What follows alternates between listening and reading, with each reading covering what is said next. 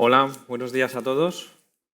Vamos a dar comienzo a esta sesión un poco especial entre este contexto del Congreso Inforsalud sobre la traslación de la innovación al Sistema Nacional de Salud.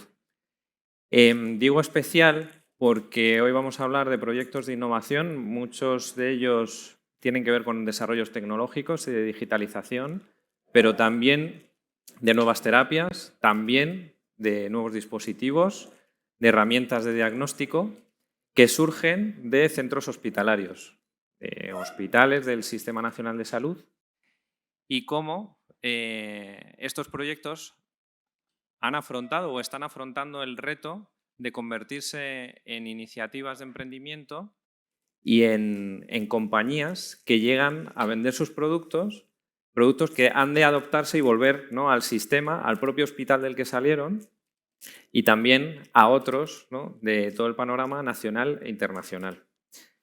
Quería agradecer a la organización, ¿no?, por la invitación y la invitación al Instituto de Salud Carlos III a moderar esta mesa.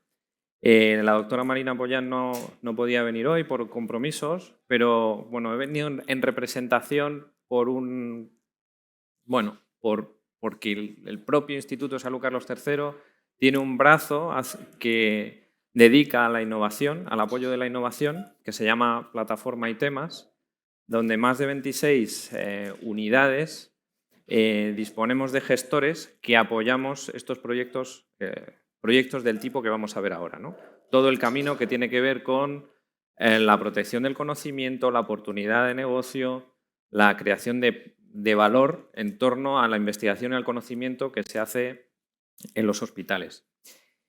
Y bueno, pues no quiero robar mucho tiempo porque los importantes son los ponentes. De hecho, voy a introducirlos a todos ellos para que puedan darnos un poco esas pinceladas sobre proyectos que llevan años bajo sus espaldas y que están liderando. Y sobre todo para que nos dé tiempo luego a la discusión, que haremos extensiva a todos vosotros y seguro que será animada. Contamos con 6 magníficos ponentes. Voy a presentaros por el orden que teníamos asignado en el programa. Tenemos a Beatriz Carames, que es investigadora principal de la Unidad de Biología de Cartílago del Instituto de Investigación Biomédica de A Coruña, con una amplia experiencia en el campo de terapias avanzadas, y lidera un proyecto para el desarrollo de una nueva terapia dirigida al tratamiento de artrosis de rodilla. Y está iniciando su andadura, ¿no?, para convertirse en una compañía, una spin-off. Tenemos también al doctor Marcos Ortega, que es catedrático de Ciencias de la Computación e Inteligencia Artificial de la Universidad de Coruña.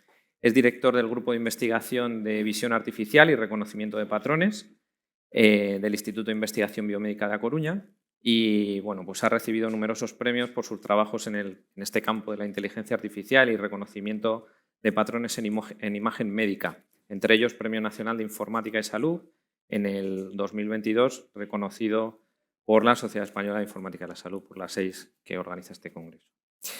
Después contaremos con la participación de Andreu Climent, que es ingeniero de telecomunicaciones, doctor, investigador Ramón y Cajal de la Universidad Politécnica de Valencia y actualmente cofundador y CEO de Corify Care, una spin-off del Hospital Universitario Gregorio Marañón y de la Universidad Politécnica de Valencia, que está desarrollando un sistema de mapeo no invasivo de arritmias, ACORIS.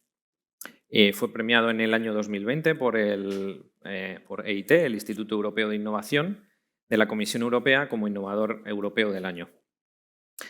Tenemos también con nosotros a un emprendedor, una figura de emprendedor inversor, que es Mario Grande Abascal, con más de 20 años de experiencia emprendiendo en serie en la industria farmacéutica y biotecnológica.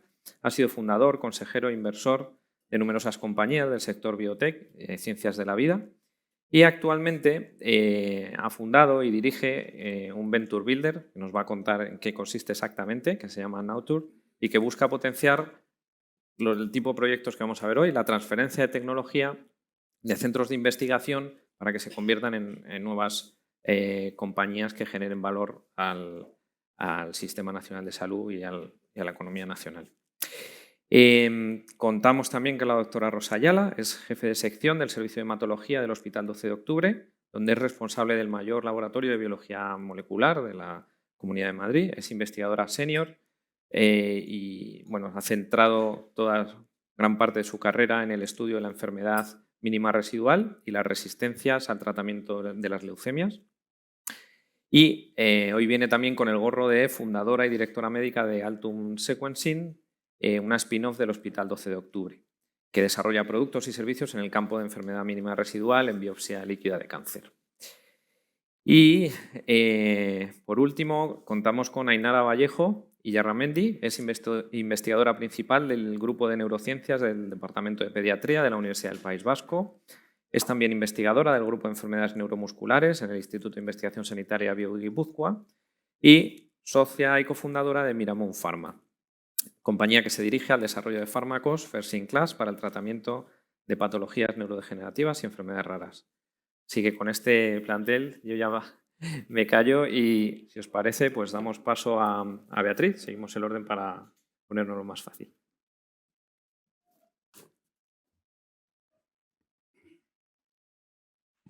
Buenos días a todos. Antes de nada, quería dar las gracias al comité organizador por la invitación a participar en esta mesa redonda tan interesante sobre innovación y transferencia. Yo vengo a hablaros del proyecto en el que estamos trabajando, que es un proyecto de innovación y que está centrado en el desarrollo de una terapia dirigida para el tratamiento de la artrosis de rodilla. ¿Por qué artrosis y por qué artrosis de rodilla? Bueno, la artrosis es una enfermedad crónica que causa dolor, causa cambios estructurales en la articulación y también, al final, pues, discapacidad en todos los pacientes que la sufren.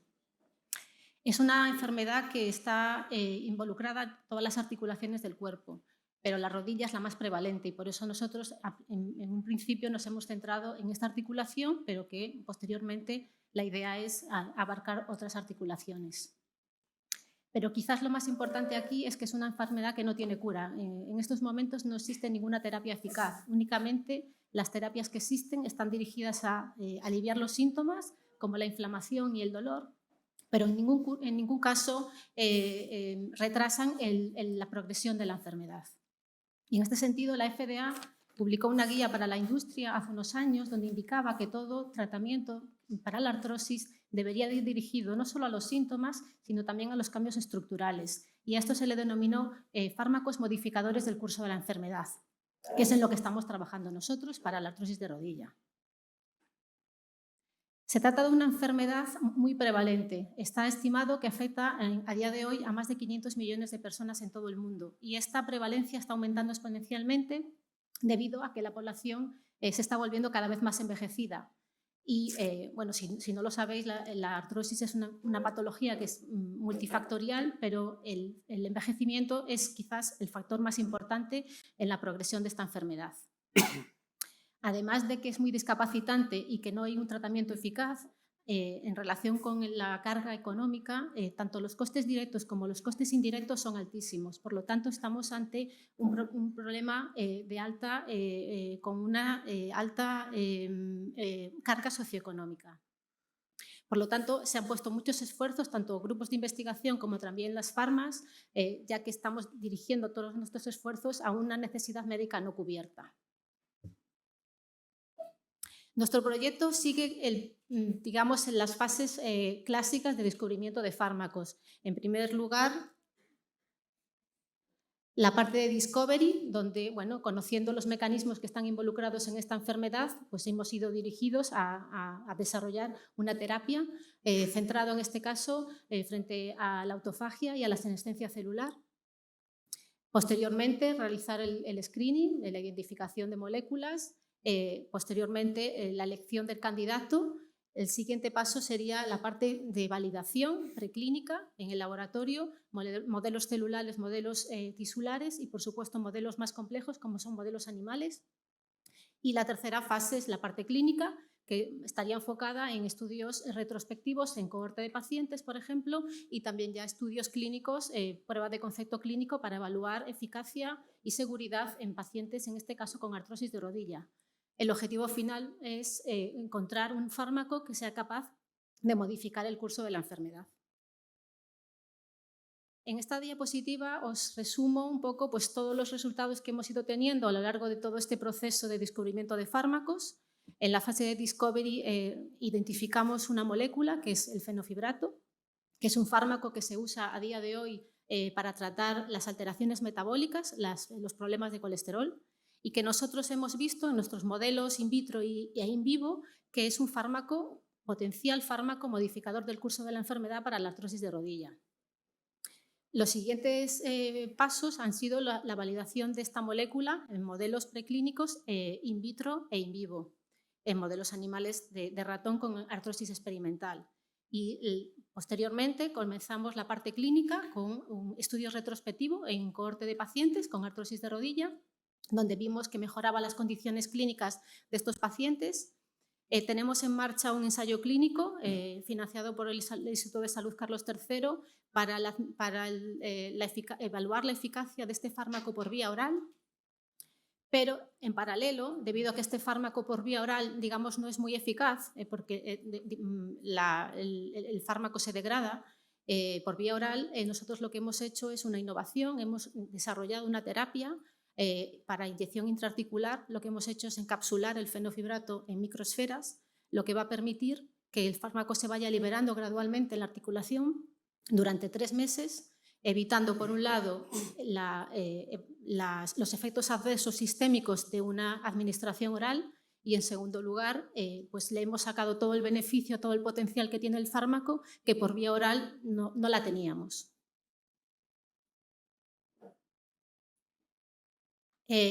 Aquí podéis ver pues todo el tiempo que nos ha llevado realizar todo este proyecto. Nosotros comenzamos en el año 2015 con la fase de Discovery, que fue financiada por el Instituto de Salud Carlos III. Bueno, básicamente todas las fases hasta donde estamos ahora han sido financiadas por instituciones públicas, en este caso el Carlos III, la fase de Discovery, la preclínica y la prueba de concepto clínica mediante el estudio de eficacia por vía oral.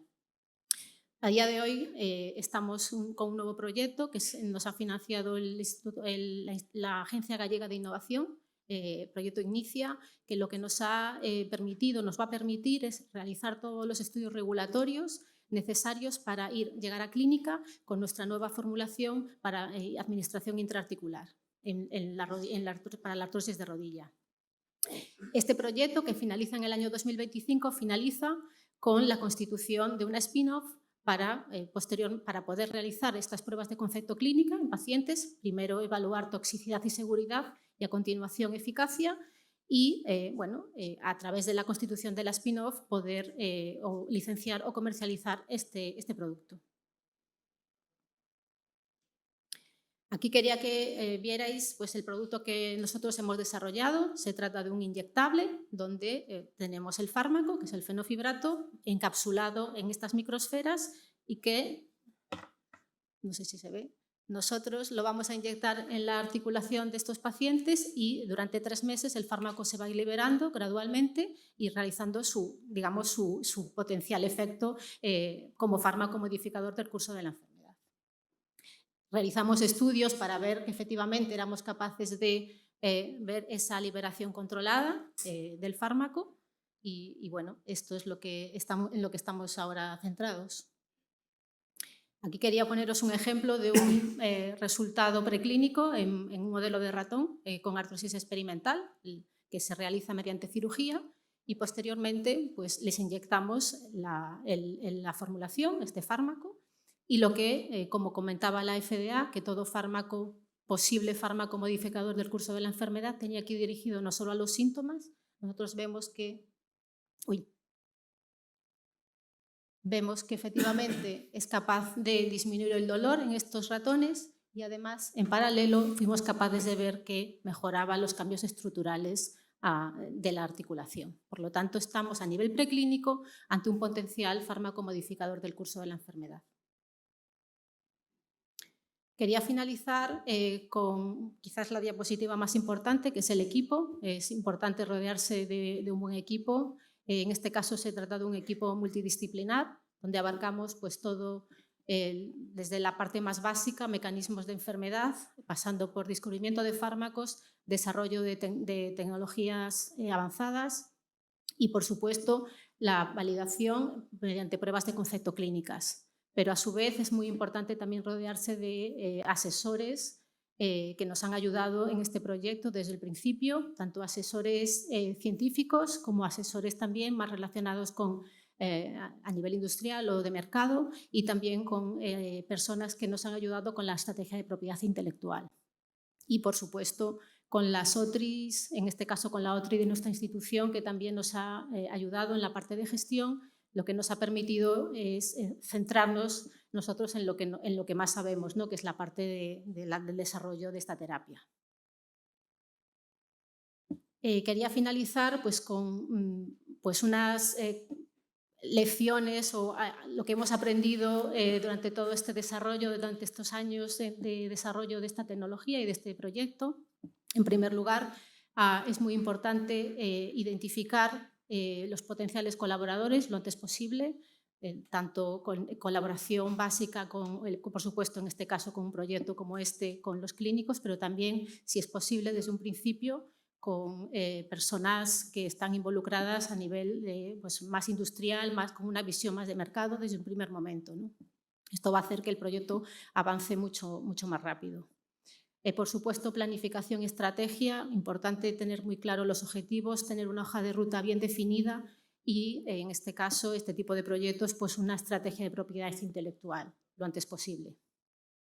Y, por supuesto, la gestión y la sostenibilidad.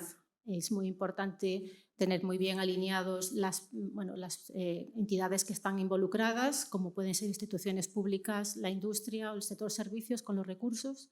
Muy claro el plan de negocio lo antes posible y también la estrategia de salida, ¿no? En este caso, nosotros ahora, antes de constituir empresa, vamos a contratar a un CEO que nos va a permitir realizar toda esta parte más de business plan y de estrategia de salida para que cuando podamos constituir pues ya estemos, digamos, al 100% trabajando a tope para poder llegar lo antes posible, si todo va bien, al mercado. Y nada más, muchas gracias por vuestra atención y si tenéis cualquier duda, encantada.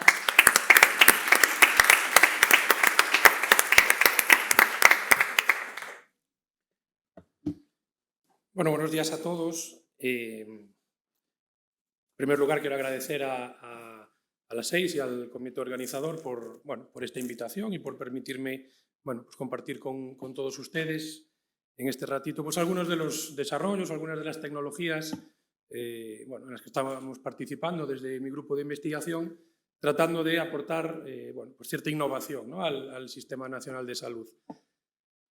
A la hora de preparar esta presentación, que está enfocada pues, con el título de la traslación de la innovación al Sistema Nacional de Salud, casos prácticos, pues lo que nosotros llevamos muchos años trabajando, somos el grupo de investigación de la universidad, también estamos en el Instituto de Investigación Biomédica. Nuestra actividad principal es la actividad investigadora, la investigación y el desarrollo. Y por lo tanto, en esta presentación me quiero centrar un poco en aquellos desarrollos en los que hemos participado, en los que podemos aportar lo que sería el componente innovador, es decir, tecnologías que de alguna manera se han desarrollado y se han implantado de una manera o de otra en el Sistema Nacional de Salud, ¿no? Tenía una pequeña introducción. Nosotros cuando enfocamos nuestros desarrollos, muchas veces la parte de la innovación o de lo que sería la transferencia y la puesta en uso, pues lo realizamos a través de normalmente licencias de propiedad intelectual, a través de compañías que explotan estos resultados, pero también en la colaboración público-privada con estas compañías en desarrollos conjuntos, ¿no? Siempre con un enfoque, desde nuestro punto de vista, al ser un grupo especializado en el ámbito de la inteligencia artificial, la innovación que nosotros pretendemos aportar siempre es desde el punto de vista de la mejora en la calidad asistencial, pero que suponga una mejora para todos los agentes del Sistema Nacional de Salud, ¿no? En este sentido, digamos que tratamos de aportar nuestro granito de arena en lo que es la medicina 5P, como pongo ahí, ¿no? La parte de que sea más personalizada, de más precisión.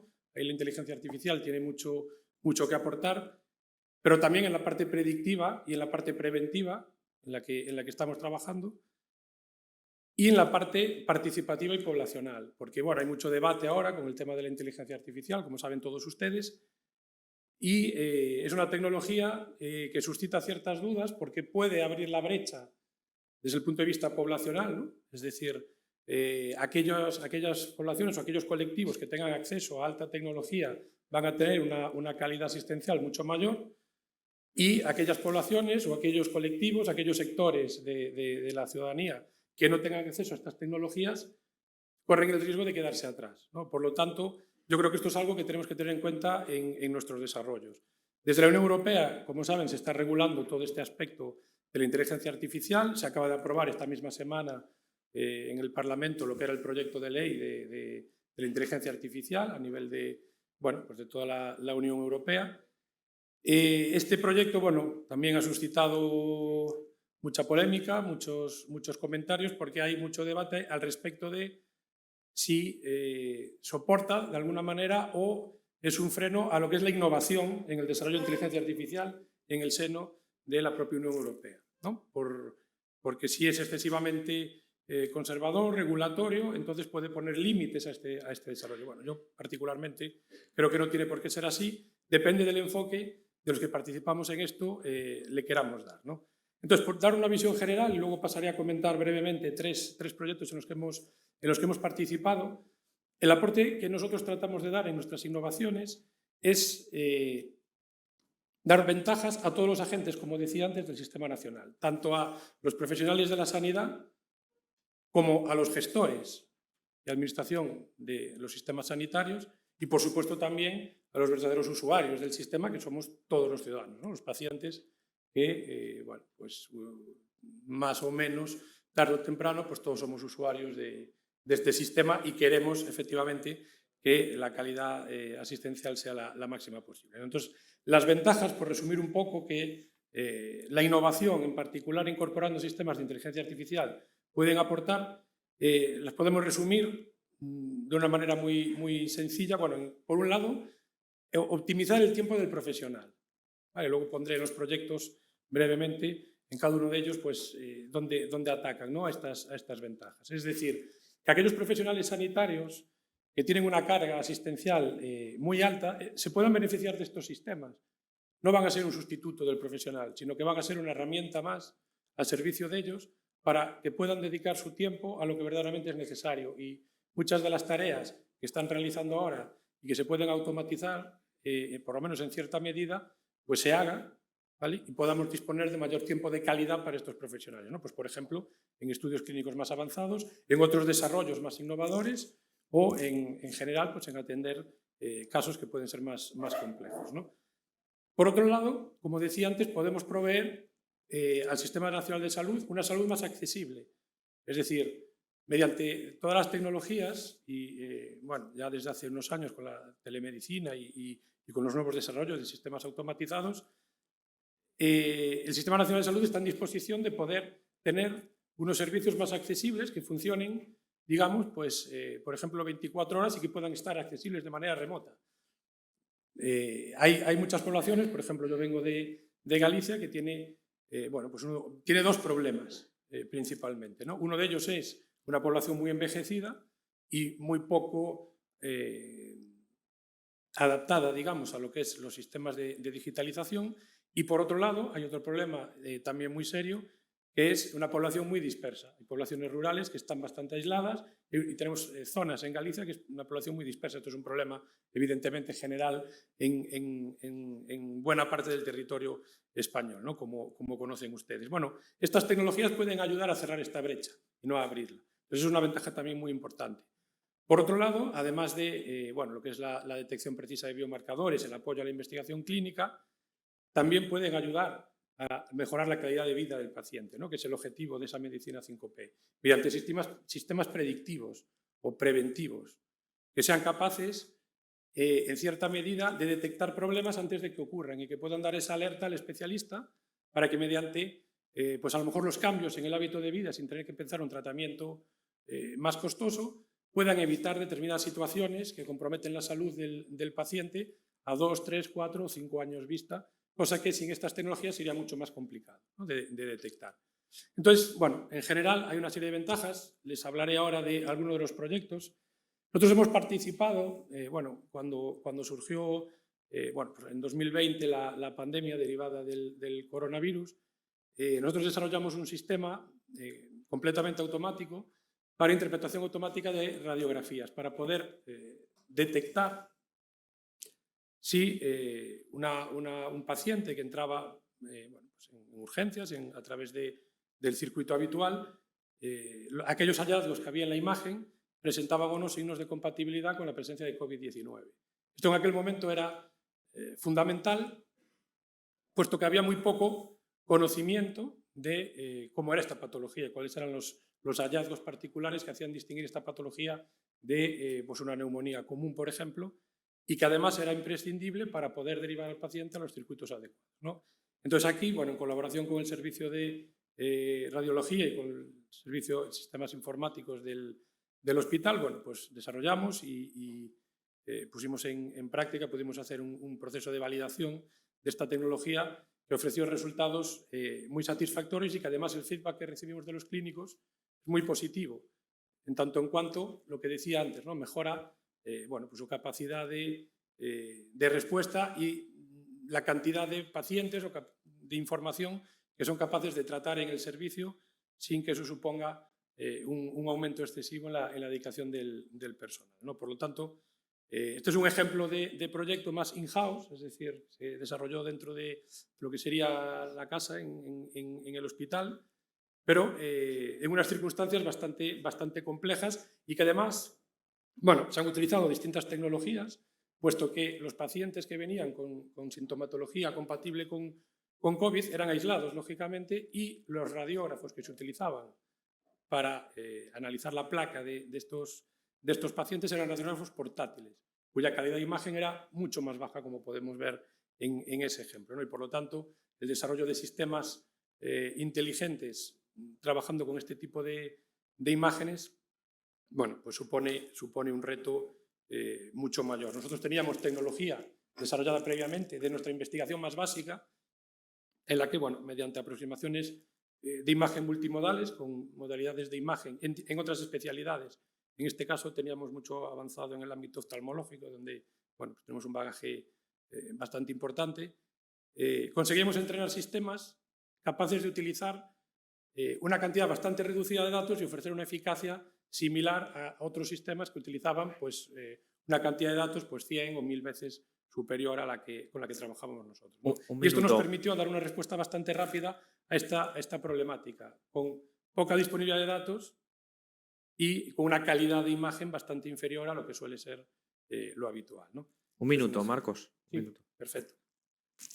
Este proyecto, bueno, ya desde el punto de vista retrospectivo, una vez que bueno, se desarrolló ese sistema, hemos utilizado lo que es la base de datos, digamos, de toda esta cohorte de pacientes que estaba disponible en el hospital para desarrollar sistemas predictivos que permitan estar en unas buenas condiciones de innovación al final de, bueno, pues de las lecciones aprendidas de esta pandemia que todos hemos sufrido, y hemos desarrollado sistemas predictivos que sean capaces de estimar, en base a la información previa del paciente y pruebas de imagen que se les realizan, por ejemplo, en urgencias cuando llega un paciente con una determinada sintomatología, un sistema de apoyo a la decisión de si es conveniente o no, por la sintomatología del paciente, su hospitalización y el riesgo a un tiempo corto de vista de que este paciente desarrolle bueno, pues algún tipo de complicación en su patología y que por lo tanto sea previsible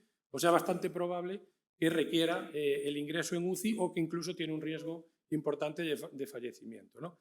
Y nuestro sistema, que fue entrenado de manera ciega, digamos, con los datos que había, lo entrenamos para que aprendiera a discernir de toda aquella información que había en la base de datos, de todas aquellas variables, tanto datos como imagen, etcétera, cuáles eran los datos realmente relevantes para cada una de estas tomas de decisiones que afectaban al paciente, ¿no? Y sorprendentemente, como digo, de una manera ciega, fue capaz de aprender cuáles eran los datos importantes para la hospitalización y cuáles eran los datos importantes para determinar la posible evolución de gravedad del paciente, similar a cómo estaba el protocolo clínico, ¿no? Por lo tanto, es una conclusión relevante, es que estos sistemas pueden aprender a simular, en cierta manera, los protocolos clínicos y, por lo tanto, pueden servir de ayuda al especialista como herramienta de apoyo, ¿no? Yo creo que, como conclusión final, antes de que el moderador me eche del estrado, creo que es muy importante como reflexión que para una verdadera innovación hoy en día en el Sistema Nacional de Salud,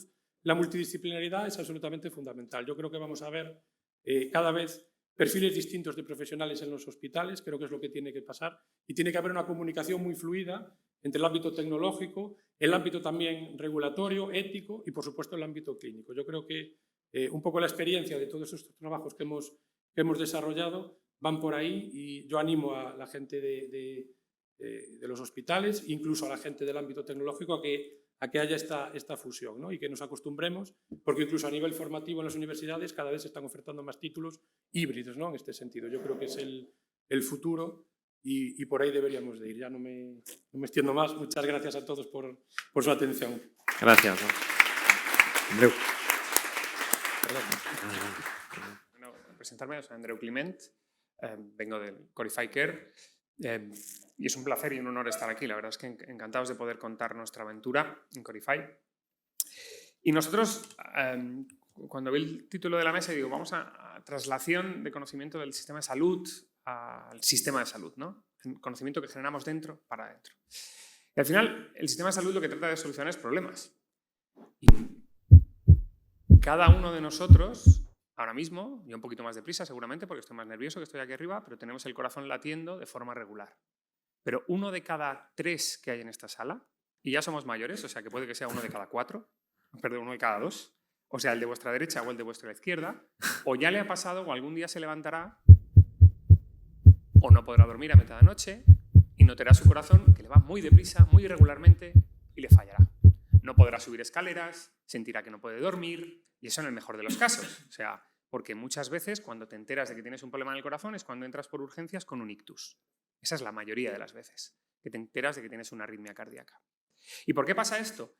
Pasa porque los clínicos a día de hoy la mejor forma que tienen para ver la parte eléctrica del corazón es una tecnología que tiene 100 años, que son los electros, que como bien sabéis ni siquiera tenemos bien informatizados, ni siquiera somos capaces de ver de un hospital a otro. Llegan pacientes a quirófano donde el médico ha enviado al paciente a quirófano y no tenemos un electro en el quirófano. La primera vez que vemos al corazón del paciente es con los cables dentro del corazón. Eso implica que lo que más nos gastamos en el sistema sanitario es en cardiología, incluso más que en cáncer. Y tenemos en Europa 3 millones de cirugías cardíacas o ablaciones al año, y es un 10% más cada año y más que hacen falta. Solo tratamos al 4% del total de los que podríamos. Pero lo más, ¿por qué no nos dejan tratar a más? Porque fallamos bastante. Es genial poder curar a un 20 o 30 o un 50% de los pacientes. Hace 20 años no curábamos a nadie. Ahora curamos a la mitad. Pero a la otra mitad que metemos en quirófano fallamos. Y fallamos, por lo que os decía, actualmente la única forma de saber qué está pasando en el corazón es meter cables dentro del corazón. Eso, para alguien que está en el mundo académico, que está en la universidad, yo he sido investigador predoctoral, Juan de la Cierva, Ramón y Cajal, soy ingeniero metido en quirófano, al final lo que te das cuenta es que hace falta un sistema seguro, rápido, eficaz y a poder ser barato, en el que el clínico pueda ver lo que le está pasando al corazón antes de tomar la decisión de meterle cables a uno dentro del corazón y ponerse a quemar, que es lo que hacemos. Y eso es lo que hemos desarrollado. Nosotros somos Corify Care, somos una empresa que se fundó hace ya casi 5 años. Somos una spin-off del Hospital Gregorio Marañón, donde después de años en Estados Unidos y en Alemania, pues tuvimos la suerte de montar el laboratorio y ponernos en marcha. Ahora somos, entre la empresa y los distintos grupos, casi 40 personas, desarrollando el sistema de mapeo cardíaco más rápido del mercado. Es un sistema en el que el corazón, el paciente puede ver lo que está pasando y el médico puede verlo. Y como siempre es más fácil decirlo que enseñarlo, vamos a enseñar cómo funciona. Lo que nosotros hacemos es ponemos electrodos que estáis viendo aquí delante en el torso del paciente, de forma totalmente no invasiva. Esto es en quirófano, pero lo podemos hacer fuera de quirófano. El sistema automáticamente escanea al sujeto, detecta dónde están cada uno de esos electrodos y tenemos una inteligencia artificial que a partir de eso, sin necesidad de escáner, sin necesidad de TAC o resonancia, genera una reconstrucción del corazón y le muestra al clínico qué está pasando en cada punto del corazón. Si hay una arritmia, ¿de dónde viene la arritmia? Si estás en quirófano y queman, ¿cómo cambia la propagación dentro de quirófano? Claro, esto lo hacemos en 10 minutos y dentro del propio quirófano, a la vez que pueden estar viendo lo que está pasando dentro, ven nuestro sistema. Claro, esto ahora lo que nos pasa es que lo hacemos a las 8, ven el nuestro y luego deciden si hacen o no cirugía. No es posible ahora todavía bajar a consulta, porque la gestión de sistemas sanitarios es ya un mundo. Pero bueno, ahí estamos. ¿Cómo lo hacemos? Sin querer entrar mucho en tecnología, pues bueno, básicamente apoyándonos, como comentaba anteriormente, en la gran tecnología que tenemos y lo rápido que es ahora mismo poder probar muchas geometrías, poder usar mucho modelado matemático para acabar teniendo mapas de precisión. Pero esto está muy bien. Y entonces, ¿cómo hemos llegado hasta donde estamos? Y cómo conseguir que esto llegue a estar cuando, si alguna noche, espero que no les pase a ustedes, seamos la gente que nos queda afuera, y su médico lo tenga, es las dificultades de barreras de adopción que estamos teniendo o que se están teniendo. La primera es desarrollar una tecnología. A nosotros, la primera vez que se nos ocurrió esto, yo estaba acabando la carrera, mi socia y yo lo montamos, en 2004. O sea, son 20 años de ir haciendo mucha investigación básica financiada con instituciones públicas. Al principio, en España no se hacía mucho caso, nos tuvimos que ir fuera, pero nos hicieron mucha investigación preclínica con animalitos, mucho coser a mano tus prototipos, hasta que en 2015, ya en el Gregorio de Marañón, gracias a ITEMAS y a la red y al doctor Manuel Lesco y la unidad de innovación, nos empujaron a patentar una de las cosas que habíamos desarrollado. Eso nos llevó a un artículo de alto factor de impacto, una vez patentado, y unos cuantos años después van 7 familias de patentes, un producto ya en mercado, fabricándose y siendo posible. Esto es tener innovación. Hay que dedicarle mucho tiempo a hacer algo que no haya hecho nadie, porque si lo haces rápido, muy probablemente alguien ya lo ha hecho o alguien te va a poder copiar muy rápidamente. Nosotros, esa es la primera, pero luego tienes mucha evidencia científica. Nosotros llevamos más de 1000 pacientes mapeados, de hecho esta semana hemos cumplido los 1000, no muchos más de 1000, en distintas arritmias auriculares, arritmias irregulares, implantes de marcapasos, taquicardias ventriculares. Todos estos estudios piloto son lo que más o menos te puedes permitir en las fases finales de la parte académica o en las fases iniciales de una startup, pero en realidad es que todavía nos hacen falta muchos más, pero la verdad es que ya son muchos pacientes y muchos sitios donde demostramos que funcionamos. Y esto para conseguir las aprobaciones regulatorias. Marcado CE, que ya tenemos el Green Light, y FDA, que estamos en proceso. Y aquí un poco por lo que comentábamos antes, nos encanta ponernos normas. Nos encanta creer que poner normas va a hacer que todo sea más seguro. Y esto yo sí que estoy muy preocupado con la normativa de inteligencia artificial, porque ya sé lo que ha pasado con la normativa europea de dispositivo médico.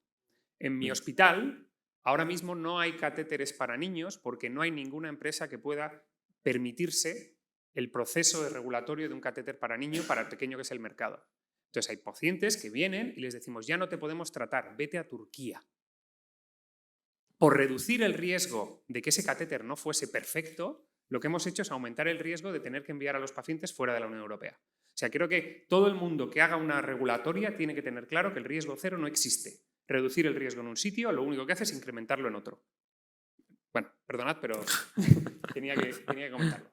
Porque es algo que nosotros es muy fácil, somos no invasivos y es muy sencillo, pero la verdad es que es absurdo lo caro que es pasar la regulatoria. Mi producto va a ser muy caro por culpa de las normativas, principalmente. Y lo está siendo, pero como es útil, lo pagará el sistema sanitario. Y pasa al siguiente punto, que es el sistema sanitario tiene que asumir que si las normativas de producción son tan caras, tan difíciles, solo va a pagar productos muy caros. Porque si yo necesito pagarle a 15 personas que solo trabajan para rellenar formularios, esas 15 personas tendrán que revertirse en el coste del producto. Entonces, hay que entenderlo.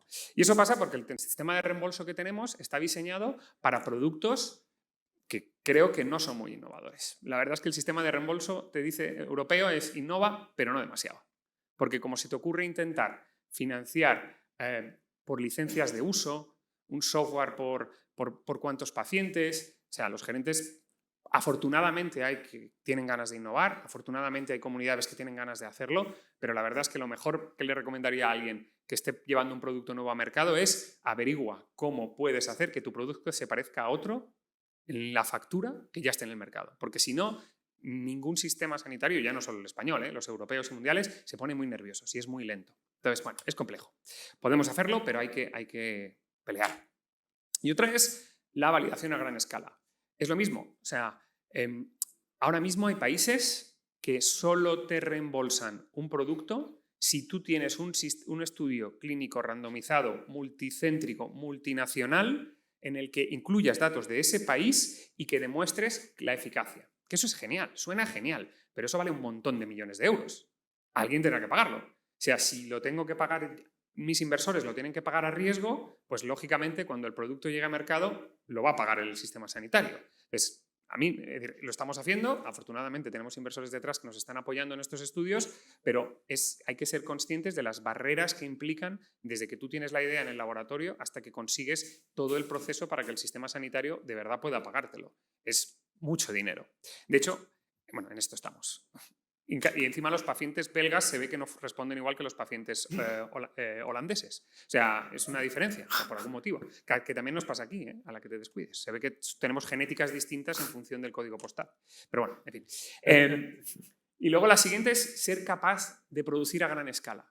Eso hay que decir que es un reto normalmente. Afortunadamente para nosotros nos invirtió el grupo Mondragón y Bexencardio, que es una empresa española que yo creo que no mucha gente conoce, pero es una empresa que fabrica dispositivos médicos clase 3 y que vende en más de 20 países, aquí en España, en Ermua, y ya están fabricando nuestro producto en serie y la verdad que es un gozo cuando ves que tu prototipo pasa a ser un producto que se fabrica en serie. Esto ha costado mucho y yo creo que es una de las cosas que hay que pensar muy pronto. ¿A cuántos hospitales de verdad voy a poder ser capaz de servir? ¿A cuántos pacientes? Todavía estamos en ello, estamos creciendo. Y al final, recursos, dinero y más dinero. A nosotros ya vamos invertidos 9 millones de euros, que suena a mucho, pero en realidad, si te comparas con las empresas que están haciendo lo mismo que nosotros en Estados Unidos, llevan 40 invertidos.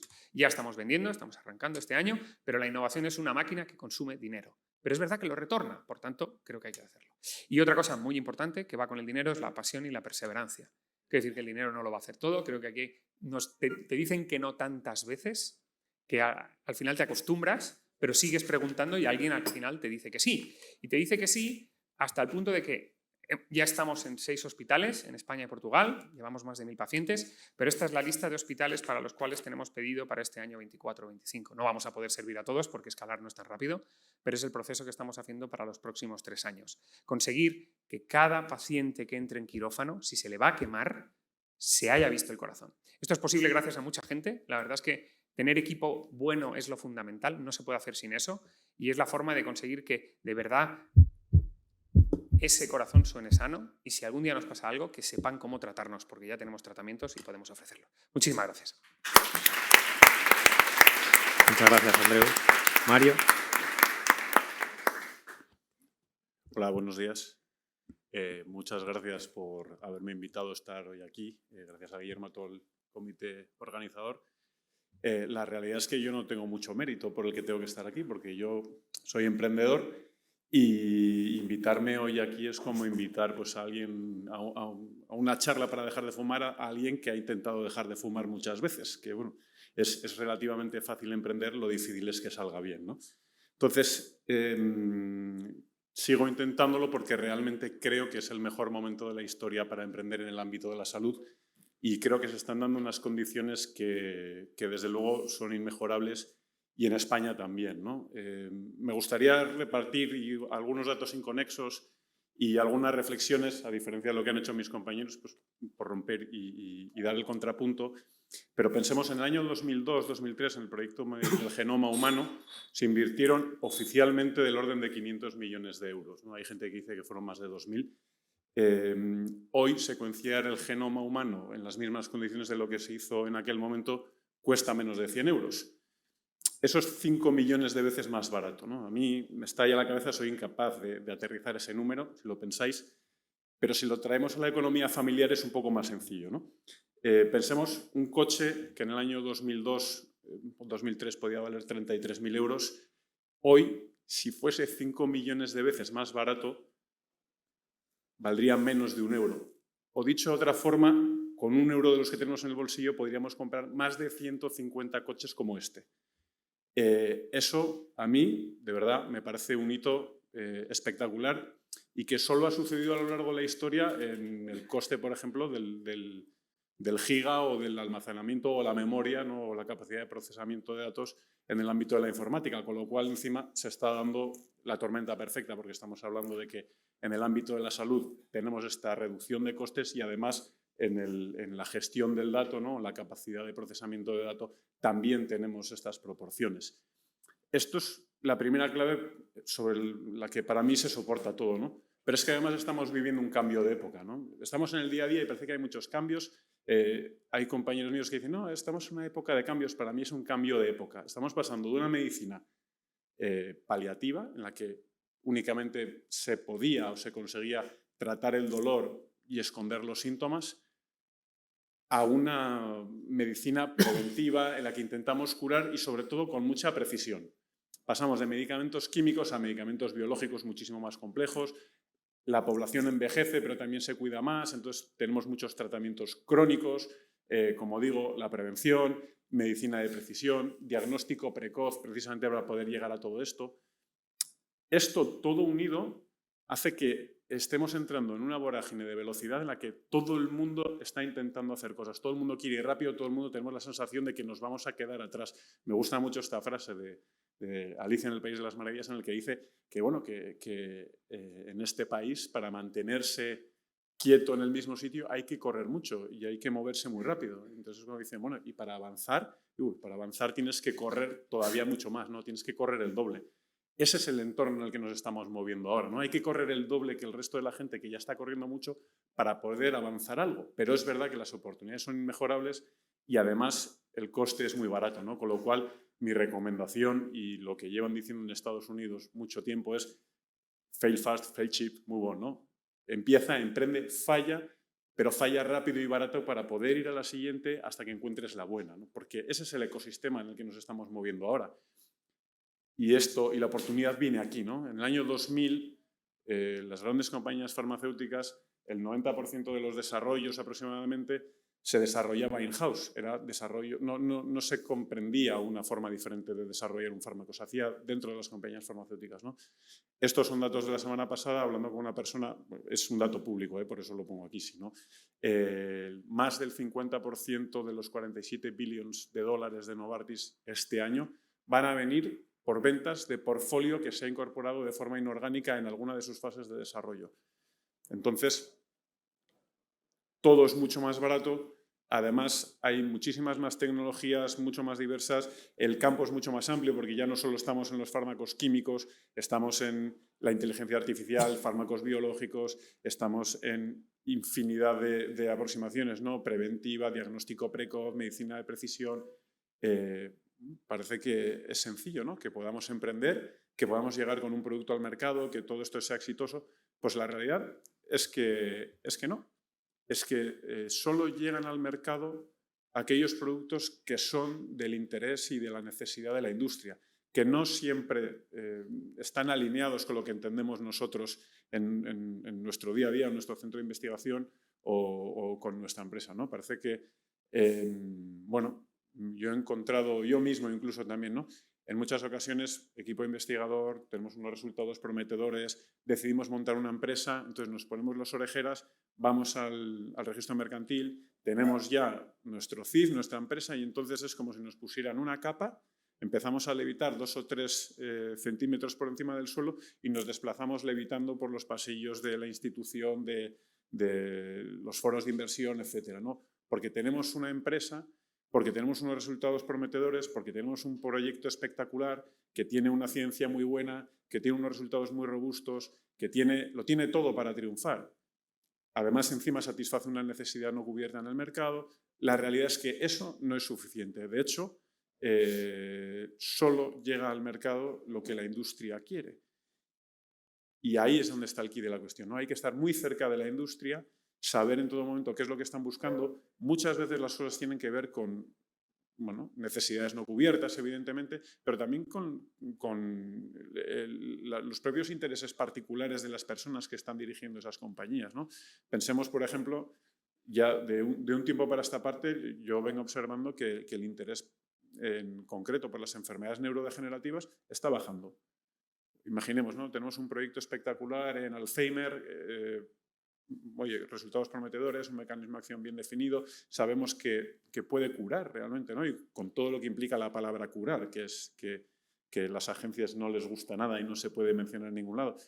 Pero es que es una enfermedad tan compleja y tan multifactorial que a lo largo del ensayo clínico es muy difícil saber si falla, por qué está fallando. Y además en un ensayo clínico, pues a lo mejor son 10 años. Y a lo mejor en ese ensayo clínico no tengo muy claro cómo definir esos criterios de inclusión porque mi mecanismo de acción no lo tengo 100% claro. Y además es que yo, como director general de la compañía X, me quedan 4 años para jubilarme y mira, no quiero complicaciones, tengo mi plan estratégico que ya me lo han aprobado, no quiero... tristemente es un factor que hay que tener en cuenta, ¿no? Y diréis, bueno, ¿qué debe reunir un proyecto para que pueda llegar al mercado? Que en el fondo, para mí, ser exitoso significa llegar hasta el mercado y poder hacer esa traslación de tecnología desde el instituto o desde digamos, la universidad, ¿no?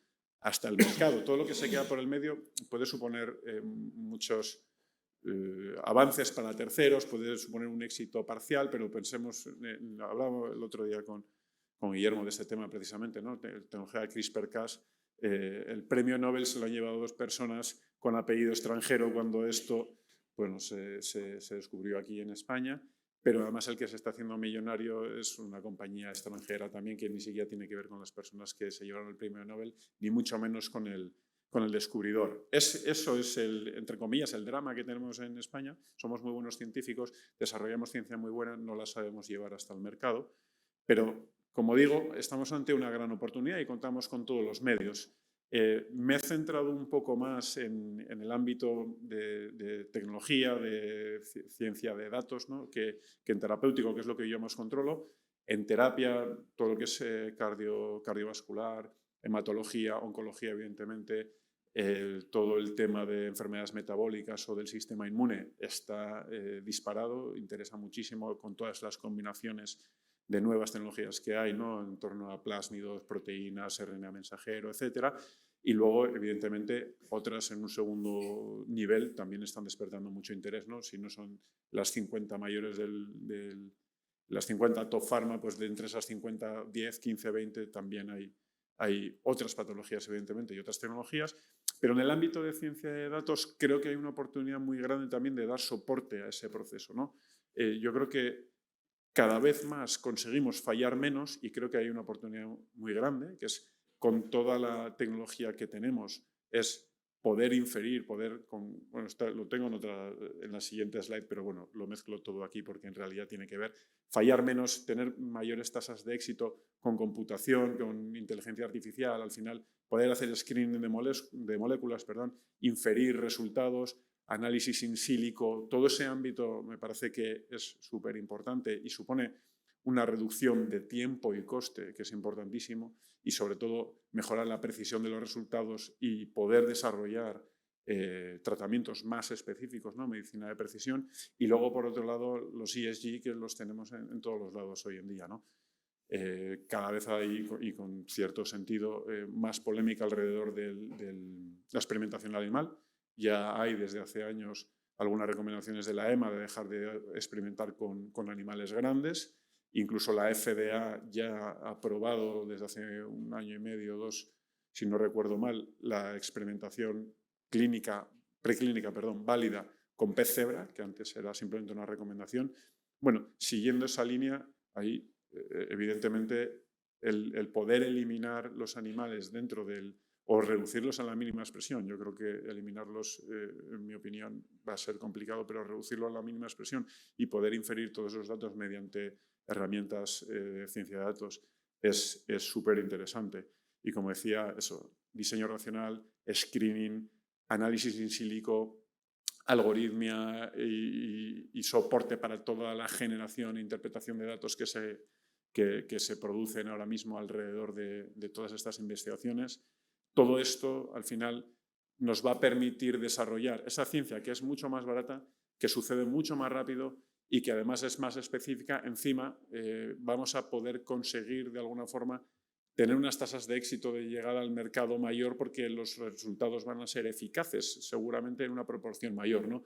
Ahora mismo, más o menos, estos son datos de hace unos años, se hablaba de que solo una de 10.000 moléculas llegaba a una fase preclínica no regulatoria, una de 750 empezaba esa fase preclínica regulatoria, pero si entrabas dentro de la regulatoria, más o menos si entrabas en las fases clínicas, más o menos una de cada 20...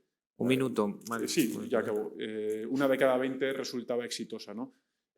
A lo mejor con todas estas herramientas podemos llegar a que el 50% de esas moléculas sean exitosas, ¿no?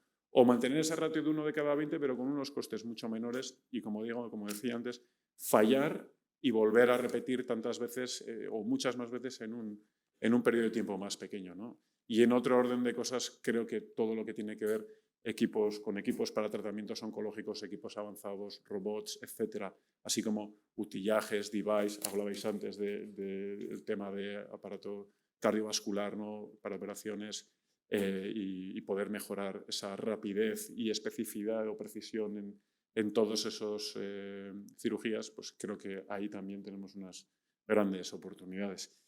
Y, en fin, esto es lo que quería contaros. No son casos de éxito, lo siento mucho por ello, pero por lo menos es mi visión y creo que es donde tenemos que tener el foco durante los próximos años. Gracias. Gracias.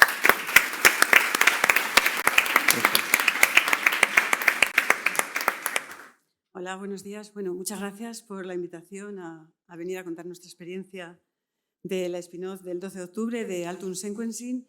Y la verdad es que, bueno, muchas gracias porque estoy aprendiendo mucho. Yo creo que nuestra experiencia, pues bien, estamos contentos, hemos llegado hasta aquí, pero creo que podíamos haber hecho las cosas mucho mejor en muchos aspectos y bueno, lo que pasa es que uno a veces no tiene la formación o a lo mejor no nos rodeamos de las personas o del equipo o de los asesores suficientes, pero bueno, os vamos a contar nuestra experiencia.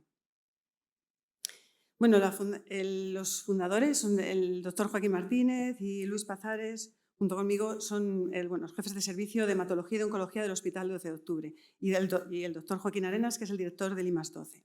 En este momento, Yanira Heredia es nuestra CEO. Nosotros queríamos, en esta spin-off, sobre todo trasladar nuestra experiencia clínica y en donde detectamos nuestras necesidades que tenemos clínicas y también nuestra experiencia en técnicas moleculares, ya que somos los responsables del laboratorio, uno de los principales laboratorios moleculares a nivel nacional, sobre todo en el campo de la hematología. La empresa está localizada, Altum Sequencing está localizado en el Parque Tecnológico de la Universidad Carlos III, en Leganés. Y nuestra idea de montar en lo que se basó para montar esta empresa, sobre todo, era intentar ir a responder esto. Sabemos que el cáncer se puede tratar, pero las recaídas es peor. En muchos casos, estas enfermedades solo mueren al primer disparo. O sea, el tratar las recaídas es muchísimo más difícil. Entonces, tenemos un porcentaje de pacientes que se cura, esto es en líneas generales, otro porcentaje de pacientes que no van a responder al tratamiento, pero que las técnicas de imagen o las técnicas morfológicas no lo van a detectar. Y luego tenemos una gran cantidad de pacientes que sí que parece que han entrado en remisión, sí que por técnicas de imagen o por técnicas morfológicas están curadas, sin embargo persisten las células tumorales que van a ser las responsables de la recaída. Nuestro objetivo es detectar esas células tumorales. Detectar estas células implica no solo recaídas, sino que se asocia a un aumento del riesgo de muerte de estos pacientes. Entonces, nuestro método es un método de secuenciación masiva, en el que, a diferencia de los métodos estándar de NGS de secuenciación masiva, lo que hemos ido es a mayor profundidad, tiene mayor sensibilidad, está cubierto con estas patentes y ya hemos hecho numerosas validaciones publicadas. El test se llama ClonSite. Bueno, nosotros al diagnóstico identificamos las alteraciones moleculares que tiene el paciente, con esto diseñamos unos primers específicos para ese paciente y para ese tumor y con esos primers vamos directamente a los seguimientos, de tal manera que la secuenciación la hacemos ya dirigida a esas alteraciones. Por eso podemos aumentar la profundidad y esto lo hacemos en un tiempo de 2-3 semanas. La robustez del método se basa en aproximaciones metodológicas, pero también en algoritmos informáticos, de tal manera que tenemos bases de datos de controles sanos para descartar los errores. Todas los test que tienen validaciones técnicas, pero lo importante es, para poder introducir y para que los clínicos y las industrias nos lo puedan incluir en sus test como test de referencia, hay que tener validaciones clínicas. La primera validación que hicimos fue en mieloma múltiple. En rojo vemos los pacientes que en el seguimiento se detectó enfermedad residual, como vemos, tiene una peor supervivencia. En leucemia mieloide aguda es mucho más dramático. Cuando detectamos enfermedad posinducción o posconsolidación, el pronóstico es muy malo. Por eso esto sí que permite intensificar el tratamiento en la consolidación de tal manera para mejorar el pronóstico de estos pacientes. Recientemente lo hemos publicado en linfoma policular, mejora incluso el pronóstico solo del PET. Y ahora estamos centrándonos sobre todo en tumores sólidos. Estamos haciendo las validaciones clínicas. Estos son pacientes en los que vemos cómo se detecta y estamos ahora recogiendo colecciones de pacientes con determinados tumores sólidos para llevar a la validación. Entonces, este test puede ayudar al clínico a identificar esos pacientes de alto riesgo que a lo mejor necesitan otros tratamientos más intensivos de cara a la curación, y también en la clínica y también en la industria, porque les ayuda a seleccionar la mejor terapia, pero sobre todo como marcador subrogado para la aprobación de sus fármacos. Pero también hemos trabajado sobre todo en desarrollar mini kits para intentar también, porque no todas las veces el clon tumoral principal al diagnóstico es el clon de la recaída, hay evolución clonal y se detectan otras alteraciones, de tal manera que lo que hacemos es mini clones con la mayoría, mini paneles, para ir a detectar las mayores alteraciones, las principales alteraciones que se originan en esos tumores en recaídas, sobre todo que sean marcadores diana, marcadores que tengan tratamiento diana. Y así pues tenemos, que se llama Cloneb, estos kits. En leucemia mieloide aguda, este es uno pequeño que tenemos de leucemia mieloide aguda, que le estamos llevando a cabo dentro del grupo cooperativo de PETEMA, dentro de los ensayos clínicos de PETEMA en leucemia mieloide aguda. Esto es en mieloide crónica. Los inhibidores tirosinquinasa, cuando a un paciente con leucemia mieloide crónica empieza con un tratamiento con un inhibidor tirosinquinasa, en algunos casos generan resistencias y esas resistencias asocian a estas mutaciones, con lo cual nos ayuda a modular y a ir cambiando y modulando qué inhibidor tirosinquinasa debe de recibir el paciente. También ya estamos entrando en el mundo de la oncología del sólido y así hay un mini panel para detectar mutaciones de SR1 en mama. El pipeline que tenemos ahora mismo es este que os mostramos, en verde son las que tenemos ya validaciones clínicas. Pero bueno, de lo que os interesa de la empresa, desde que nosotros empezamos con la idea y tuvimos la primera patente en 2014, es cuando creímos verdaderamente en montar una empresa, basándonos en nuestra experiencia, hasta que la pudimos constituir en 2019. La verdad es que pasó mucho tiempo que debería de haberse acortado.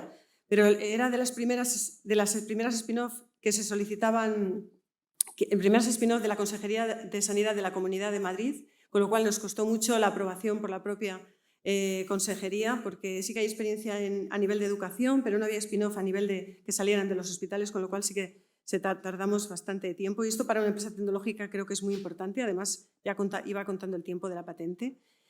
Y luego, en cuanto a hitos fundamentales, pues hemos tenido ayudas de la CAN, hemos tenido ayudas Noetec, el año pasado nos dieron una del Instituto Carlos III, una público-privada. También tenemos un acuerdo de licencia con China para acceder al mundo asiático nuestra tecnología, que nos ayuda en todo este tiempo, pero que es de las cosas que durante todo este tiempo sí que podíamos haber hecho mejor. No teníamos formación en qué tipo de inversores. Necesitamos inversión, sobre todo para la regulatoria, porque se necesita dinero.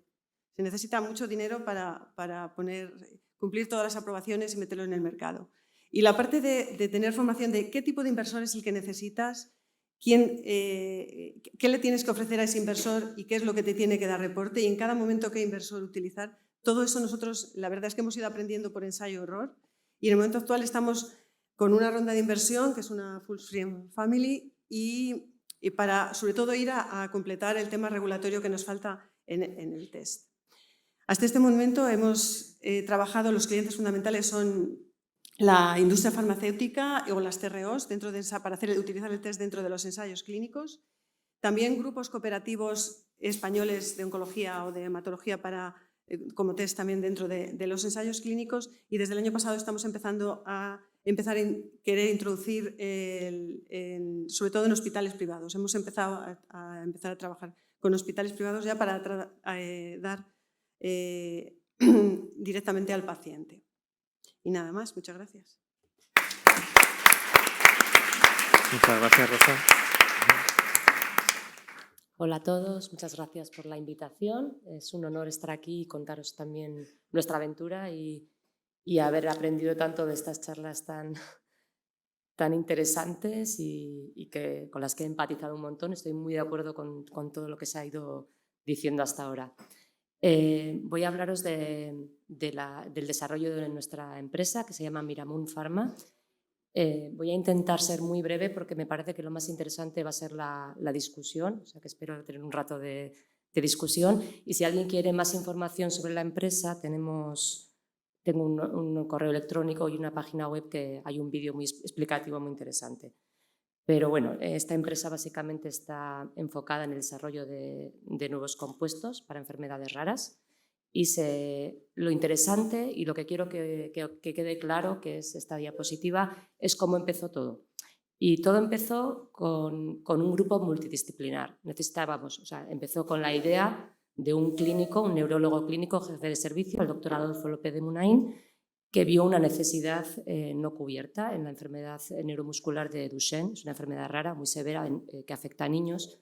Y leyó un artículo y vio una nueva una diana terapéutica, digamos, una interacción de dos proteínas.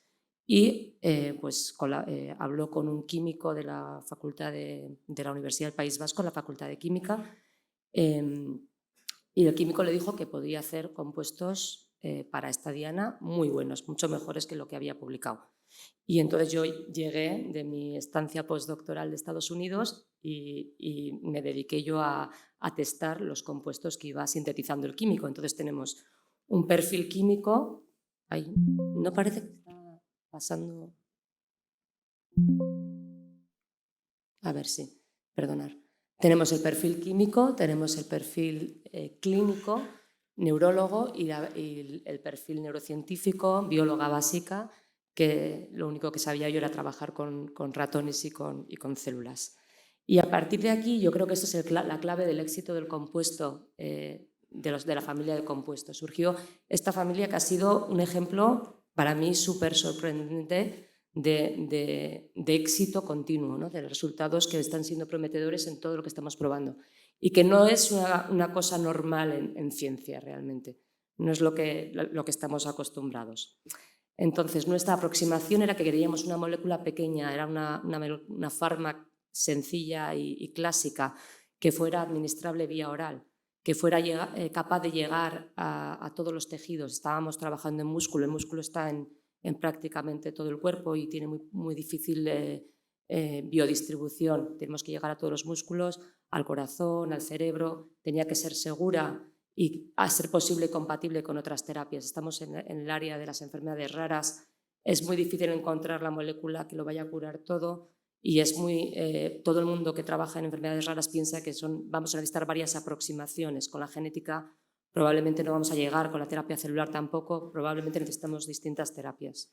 Y esto es lo que en nuestra área, Jesús, lo que creemos que va a tener éxito. Las moléculas Aulken, para su diseño se necesitó muchísima bioinformática. Se partió de un diseño in silico con estructuras tridimensionales de las dos proteínas que están implicadas en estas enfermedades, que son FKBP12 y rianodina, no importa, son dos moléculas que necesitan estar juntas y que esta interacción se pierde en distintas enfermedades, no solo en Duchenne, sino también en el envejecimiento, en enfermedades en cardiovasculares, en enfermedades neurodegenerativas. Hemos estado viendo, conforme hemos ido estudiando esta interacción, que hay muchísimas publicaciones que apuntan que esta es una interacción clave y que falla cuando hay estrés oxidativo y desarreglos de calcio, de la regulación de calcio, que son dos mecanismos patológicos clave en muchísimas enfermedades. Entonces hemos tenido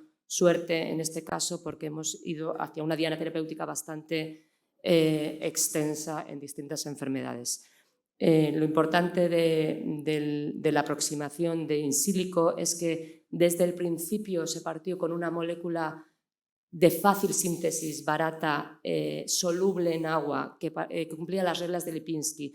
Y esto fue gracias a toda la expertise que tenía el químico en hacer patentes, que vas fallando y vas aprendiendo por prueba y error, y al final pues, llegó un punto en el que ya estaba harto de patentar compuestos que no iban a llegar a la clínica, y llegamos a unas moléculas, o partimos de unas moléculas ya ganadoras, digamos. Bueno, tuvimos la patente. Me estoy equivocando. Tenemos aquí la empresa Miramun, que después de la patente la creamos. Quien quiera ver el vídeo es súper interesante. Tenemos un vídeo con nuestra aproximación. Nuestra primera indicación es en oftalmología, curiosamente. Tuvimos que dar un viraje desde Duchenne hasta distintas enfermedades en las que probamos, y el mercado nos pedía que empezáramos con una aproximación oftalmológica.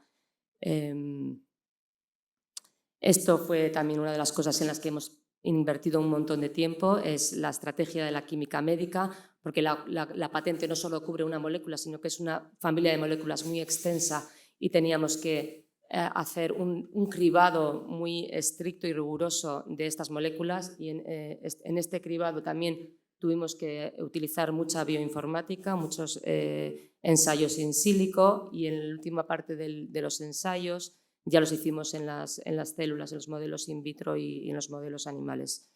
Tenemos una familia muy extensa, como os he dicho, y gracias a ello podemos sacar distintas moléculas para distintas indicaciones, que es la estrategia que estamos siguiendo. Los compuestos Aulken, como os he dicho, muestran eficacia en la normalización del calcio intracelular, y también tienen eficacia frente al estrés oxidativo.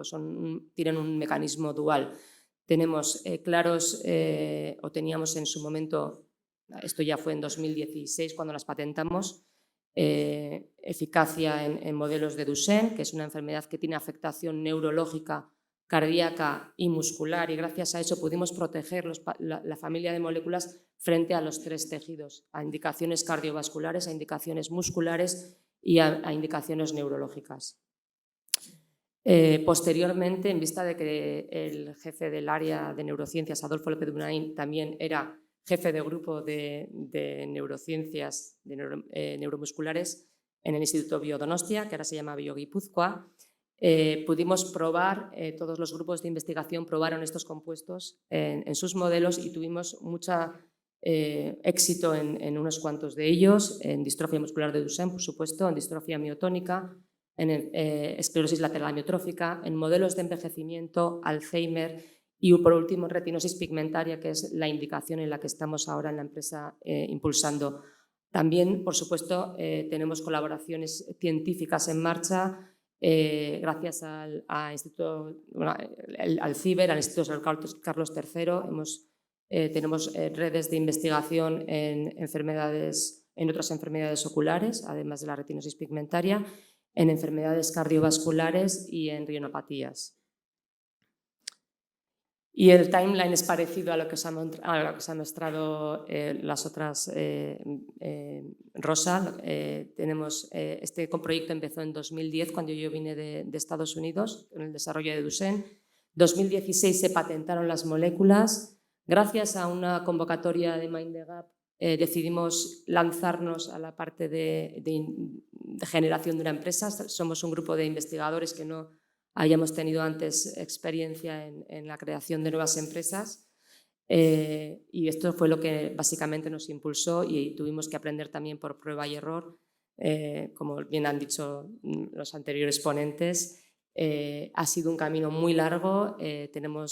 Estamos cerca ahora de conseguir financiación para empezar la preclínica regulatoria, y, como os han dicho los demás ponentes, es muy costosa. Acabamos también de cerrar una ronda de inversión de Family Friends y hemos conseguido un retos, o sea que ahora estamos muy contentos, pero esto es una montaña rusa. Cuando estás arriba, luego enseguida tienes las necesidades de dinero. Es muy difícil que todo cuadre, que el talento, que la oportunidad, que el dinero y que los resultados cuadren. Y yo creo que esto es una de las grandes dificultades de la innovación ahora. Muchas gracias. Muchas gracias, Ainara. Y bueno, gracias a todos por vuestras brillantes intervenciones. Nos hemos retrasado un poquito, pero bueno, creo que habéis ido ahondando ya en lo que queremos que sea la discusión, que son las barreras. Todos habéis hecho un mapeo en mayor o menor medida de cuáles han sido los grandes retos a los que os habéis enfrentado a lo largo de este tiempo. Retos que van, por un lado, en la línea del desarrollo, de cuando empezáis, tenéis unos resultados de ese proyecto FIS, de esa investigación, y queréis dar el siguiente salto, protección de conocimiento, equipos, la constitución de la compañía. Y bueno, Andreu nos ha puesto el dedo en la regulación. Bueno, más que el dedo, nos ha puesto toda la mano en la sobreregulación, ¿no? Entonces, yo quería preguntaros, ¿no? Identificados ya esas barreras y mirando un poco atrás, ¿qué pensáis que se podría haber hecho? Tanto un poco lo que estaría en vuestra mano, ¿no? A día de hoy, ¿no? Pensando en todo ese camino, como otros mecanismos que os hubiesen gustado que facilitasen, ¿no? Que os facilitase el camino para que seamos capaces de acelerar estos proyectos que son, bueno, que el tiempo, como hemos visto, es un factor clave por la inversión, por el mercado y por los pacientes. Entonces, no sé si queréis empezar por dónde. Andreu, ¿te animas? Sí. Yo, si tuviese que... Así. Grito mucho. Vale, yo, muy brevemente, yo si tuviese que decir dos cosas que haría de otra forma, sería empezar antes y averiguar antes quién lo ha hecho para aprender más de ellos. O sea, yo creo que simplemente es eso. ¿Quién lo ha hecho antes que yo? No en mi producto, en algo que se le parezca y aprender. Yo creo que para nosotros ha sido fundamental. Entonces, creo que es un ecosistema en el que, obviamente, me ha encantado decir que estamos en el momento, porque es verdad, y es porque toda esa ciencia que este país lleva ya 3 décadas, desde el 87, que es la ley de la ciencia que tenemos, empujando, ahora ya hay ejemplos de éxito. Y eso es lo que empuja a los que ahora están en la academia, que nos atrevamos a dar el salto y seguir. O sea, aprende de quien lo ha hecho. Tampoco hace falta inventar la rueda. Y más dinero.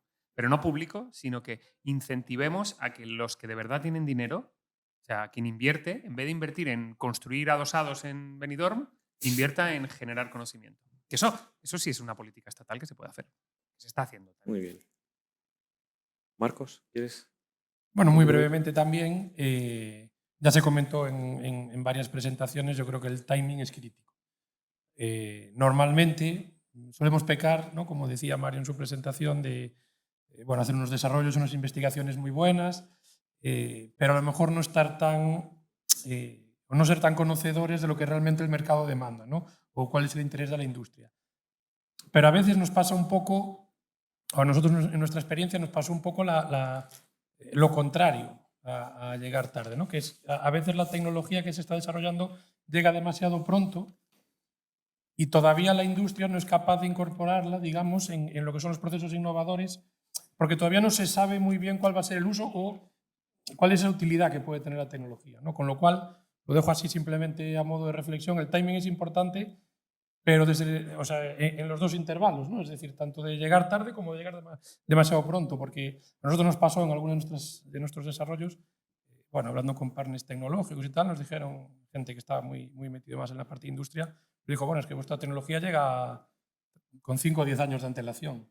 Y son cosas que efectivamente ahora estamos explotando mucho más y pudiendo integrarla y realizar procesos innovadores mucho más que cuando la teníamos, digamos, más reciente y más desarrollada y era más novedosa desde el mundo científico.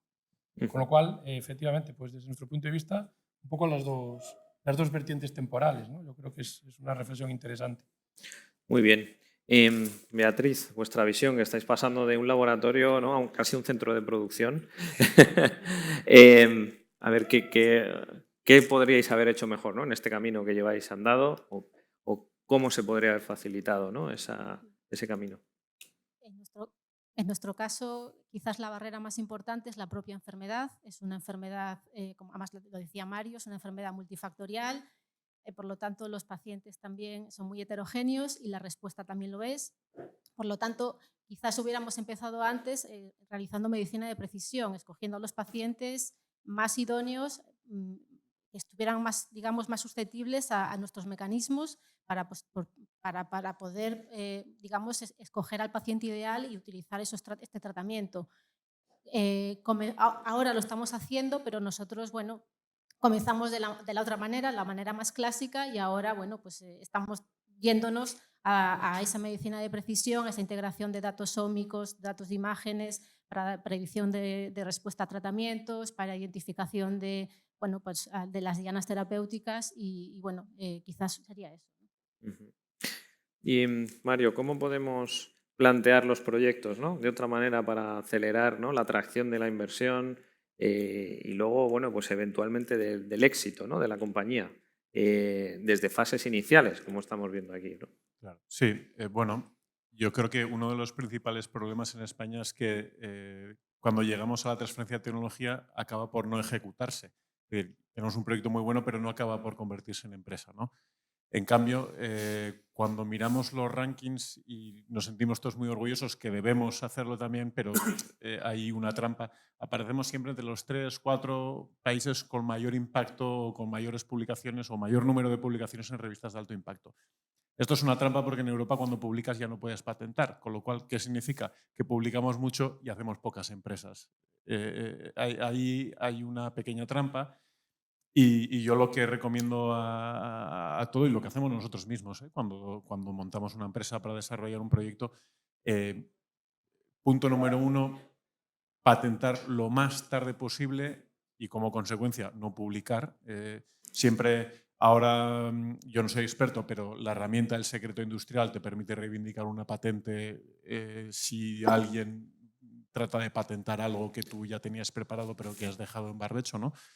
Tratar de patentar lo más tarde posible y montar la empresa cuando tengas la patente, evidentemente, y antes de montar esa empresa hacer un doble check con la industria para saber si eso tiene sentido, si es atractivo, apetecible, tanto para el mercado como para los inversores que son los que pagan la fiesta al final del día. Y si tenemos claro todo eso, entonces montamos la empresa y la primera persona a la que hay que contratar y el último, si sale mal, que tiene que irse, y si sale bien también, es el abogado. O sea, un abogado mercantil siempre a tu lado y a partir de ahí ser conscientes de que nadie es capaz de saber absolutamente todo. Hay que rodearse de la gente que sabe.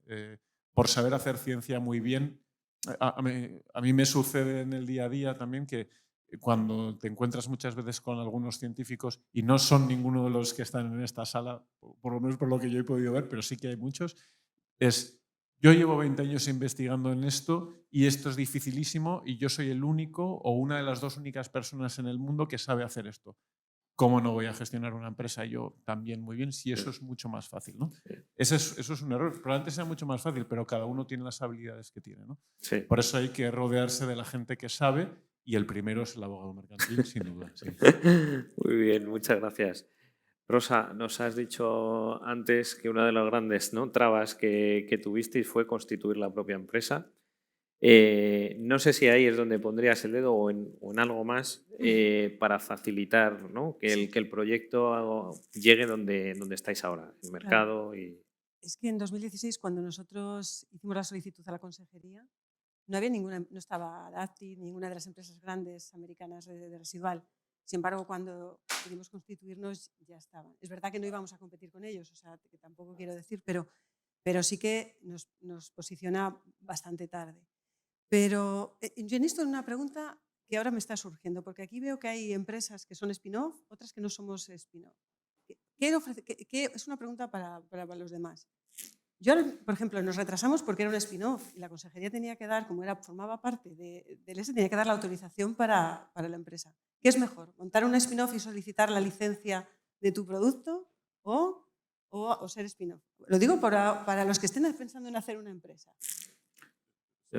por alusiones. Nosotros, bueno, no lo hemos hablado porque no hemos tenido tiempo, pero mi negocio, nuestro negocio principal en Outsure es ser un venture builder, que básicamente consiste en nos relacionamos con instituciones que nos dan una licencia de tecnología para nosotros montar la empresa junto con los players que toquen y a partir de ahí desarrollar el proyecto en forma de empresa hacia adelante, ¿no? Yo no tengo criterio para saber qué es mejor. Lo que sí que te puedo decir es qué es lo que me ha pasado en un caso u en otro. Hemos ido, sobre todo con instituciones privadas, no querían saber absolutamente nada de la empresa, nos han concedido una licencia, hemos montado la empresa y los investigadores se han involucrado dentro del proyecto y tenían parte del capital y eso te implica pues, una serie de circunstancias que es que como no eres de spin-off, pues no eres elegible para determinadas cuestiones de financiación pública, etcétera, pero puedes hacer colaboraciones público-privadas, consorcios, lo que fuese otro tipo. Y eso funciona muy rápido porque te dan la licencia y ya está. Cuando montas una spin-off, digamos, el viernes pasado, el viernes de hace 2 semanas montamos la última en Galicia. Bueno, el proceso es más lento porque tienes que, entre comillas, convencer a la institución y ellos al final necesitas tener ciertos convenios también de los investigadores. Te hace elegible después para determinadas ayudas y es verdad que tener una institución dentro a veces pues, te da cierta reputación. Pero creo que a la hora de que el proyecto sea exitoso o no, más allá de luego que se involucren los investigadores o no, es decir, la carcasa no hace que sea mejor o peor para un inversor o para que llegue al mercado. Yo doy una respuesta rápida, pero quiero darle paso a Ainara. La respuesta rápida es, si quieres tener un más de un 10% y liberar incompatibilidades de ejercicio profesional como profesional de la salud, necesitas que la institución participe. Bueno, la ley de la ciencia dice que esté creada o participada por ello. Si no, nosotros tenemos muchos casos en el Ramón y Cajal, puedes seguir la otra vía de una startup donde se licencia siempre velando por el retorno que exija. Regulatorio, sí, de luego. Puedes evitar que esté la institución, evítalo. Si la ley te obliga... Sí, eso no hay problema. Sí, a veces mejora el no tener la institución dentro de la empresa a la hora luego de volver a hablar con la farma y así. A veces es mejor, pero la ley para el tema del equity mejora mucho si tienes a la empresa dentro, sí. Ainara, ¿cuál es vuestra visión, ¿no? Sobre todo barreras a lo mejor de... Listos, todo el mundo, no, he visto todo el mundo listo y sí que yo creo que nos ha faltado un Mario en los primeros meses. Yo creo que ha sido muy duro para gente con mentalidad de investigador montar una empresa, que tenemos, yo creo que el cerebro constituido totalmente distinto. No había afán de lucro en ningún lado en nuestro equipo. Queríamos que llegara lo más pronto posible al mercado para que los pacientes que habían invertido en nuestros proyectos se beneficiaran. Entonces yo creo que se necesita un motor que tenga la mente pensando en lo que es el negocio. Y esto no lo teníamos. Ahí el tema también de la ley, del abogado, tampoco lo teníamos, o sea que muy mal, empezamos muy lentos. Y luego pues, hemos ido aprendiendo lo que quería la industria, lo que era un business plan, poco a poco, muy poco a poco. O sea, todo esto yo creo que se podía haber incentivado teniendo la persona adecuada dentro o incluso desde las instituciones se hubiera podido facilitar. Yo creo que se tiene que nuestro caso sirva de ejemplo para los que vienen, por favor, porque esto se tiene que poder hacer muchísimo más rápido. No podemos estar 15 años dando vueltas todos en la misma piedra cayendo. O sea, esto en algún momento tenemos que encontrar el camino porque hay muchísimo talento en las instituciones, hay muchísimo talento en la universidad y en los institutos de investigación y yo creo que después de todo el dinero que cuesta esto y todo el esfuerzo que hacemos, nos merecemos tener más tasa de éxito, simplemente eso. Seguro. No sé si tenemos tiempo. Tenemos que acabar, me dicen por aquí. Desafortunadamente, nos quedamos con muchas preguntas para el siguiente congreso, quizá. Yo, simplemente recogiendo un poco lo que habéis dicho, todos habéis mencionado el equipo detrás, de una manera o de otra. Todos los equipos que participan de vuestros proyectos son multidisciplinares. Bien sea en el campo de la ingeniería, en el campo de la química, necesitamos conocimientos en aspectos regulatorios Y un tema interesante que también decía Beatriz, incluso de negocio, ¿no?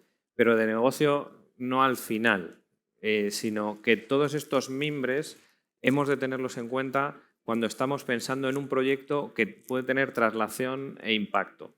Porque si no, hay veces que llegamos tarde, ¿no? Yo con esta reflexión me quedo de todo lo que habéis dicho. Buscaremos ese alineamiento con la industria para tratar de tener el mayor éxito que podamos. Y yo lo que sí os pediría al público es un fuerte aplauso para los ponentes, porque la verdad que ha sido una calidad extraordinaria. Gracias.